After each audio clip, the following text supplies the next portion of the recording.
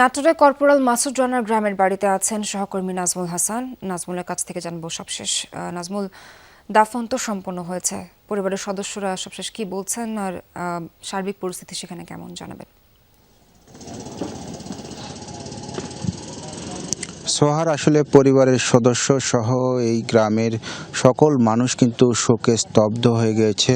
Corporal Masud রানার 3 ভাই কিন্তু সেনাবাহিনীতে চাকরি করতো, এই জন্য কিন্তু গ্রামের লোকজনের মধ্যে এক ধরনের আনন্দ উচ্ছ্বাস ছিল যে গ্রামের একেবারে প্রত্যন্ত গ্রামে, এই নাটোরের বোয়ালিয়াপাড়া গ্রামে, এই গ্রামে থেকে 3 ভাই যে সেনাবাহিনীতে চাকরি করতো, এই জন্য কিন্তু গ্রামের লোকজনের মধ্যে এক ধরনের উচ্ছ্বাস ছিল।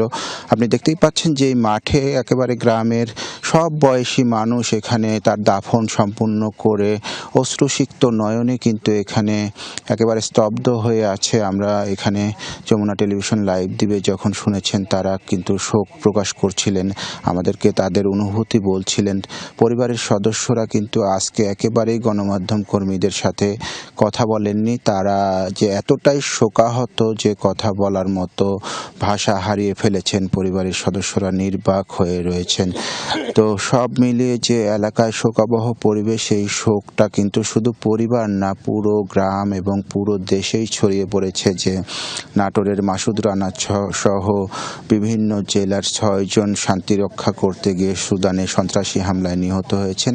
এটা কিন্তু একেবারে দেশবাসী যেমন মানতে পারছেন না, পরিবারের সদস্য সহ এলাকাবাসীও কিন্তু সেই শোকের বার্তাটি আসলে মানতে পারছেন না। এখানে এসে যে বিষয়টি জানিয়েছি যে কর্পোরাল মাসুদ রানা অত্যন্ত বিনয়ী, শান্ত, হাস্যোজ্জ্বল মানুষ ছিলেন।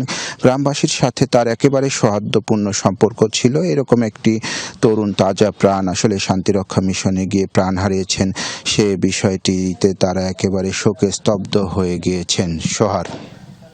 নাজমুল, আপনাকে ধন্যবাদ।